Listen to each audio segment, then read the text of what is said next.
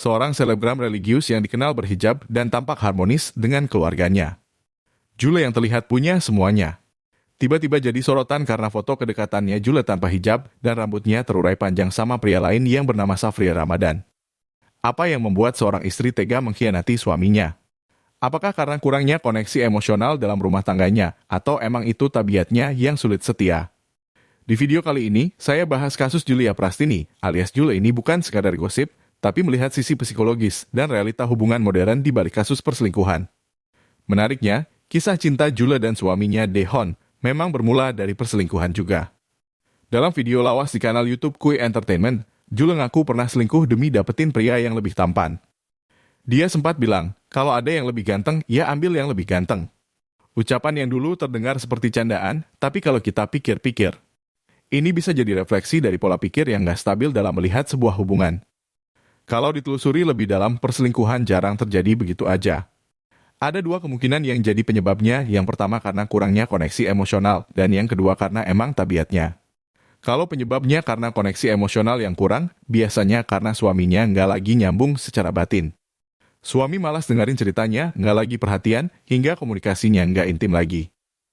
Ketika kebutuhan emosional istri nggak terpenuhi, yang dulu bikin istri merasa dicintai. Dari situ muncul celah kecil yang bisa diisi oleh pria lain.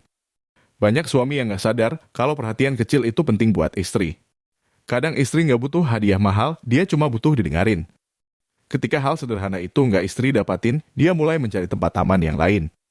Disitulah potensi selingkuh bisa muncul. Tapi kalau dari kasus Jule melihat dari pengakuannya sendiri, lebih kuat mengarah ke faktor kedua, selingkuh karena emang tabiat. Dalam psikologi, orang yang punya kecenderungan seperti itu, orangnya memiliki sifat narsistik dan orientasi sosial seksual yang lebih bebas, cenderung lebih mudah tergoda untuk selingkuh. Yang artinya, orang yang cepat bosan dan suka mencari tantangan baru saat hubungannya terasa datar, karena menurutnya hubungan yang stabil terasa membosankan. Ironisnya, orang seperti ini bisa tampil memesona dan mudah disukai. Tapi di sisi lain, orangnya sulit mempertahankan komitmen jangka panjang. Hal ini dibenarkan oleh studi tahun 2017 yang berjudul Sekali Peselingkuh Tetap Peselingkuh. Orang yang pernah berselingkuh punya peluang 3 kali lebih besar untuk mengulangi perilaku yang sama di hubungan selanjutnya. Dengan kata lain, orang yang pernah selingkuh cenderung untuk selingkuh lagi. Makanya, nggak heran banyak kasus hubungan yang diawali dari perselingkuhan akhirnya juga berakhir dengan perselingkuhan. Dia akan mengulangi pola yang sama karena di otaknya udah terbentuk pola selingkuh itu solusi cepat dari masalah hubungannya. Ketika ada masalah, cari pelarian. Ada konflik, cari pelukan lain. Padahal akar masalahnya nggak pernah diselesaikan. Kasus Jule ini sebenarnya bukan cuma tentang dia, tapi gimana kamu bisa menilai hubungan dan kesetiaan di era media sosial. Kita terlalu sering cepat menilai orang dari citra digitalnya di media sosial. Padahal foto dan video yang kamu lihat yang tampak bahagia itu cuma potongan kecil dari realita yang jauh lebih kompleks. Dari kasus Jule ini, ada satu hal yang bisa kamu pelajari, cinta tanpa integritas hanya akan jadi ilusi. Jangan jadikan konten pasangan selebgram di media sosial sebagai standar hubungan ideal. Sebelum kamu mutusin menikah, kenali dulu pasanganmu nggak cuma dari luarnya aja, tapi juga prinsipnya. Gimana dia hadapin konflik, dan gimana dia bertanggung jawab atas kesalahannya.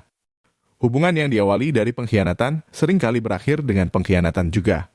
Hubungan yang kuat bukan dibangun dari kesempurnaan, tapi dari dua orang yang sama-sama berjuang untuk tetap setia meski keadaan gak selalu mudah. Menurut kamu, apakah pasangan yang pernah selingkuh masih bisa benar-benar berubah atau itu cuma masalah waktu aja sebelum pola lamanya terulang lagi? Tulis pendapatmu di kolom komentar. Kalau kamu setuju kesetiaan itu bukan soal keadaan, tapi pilihan bisa tekan tombol suka dan bagikan video ini di media sosialmu. Makasih udah nonton sampai habis, sampai jumpa di video berikutnya.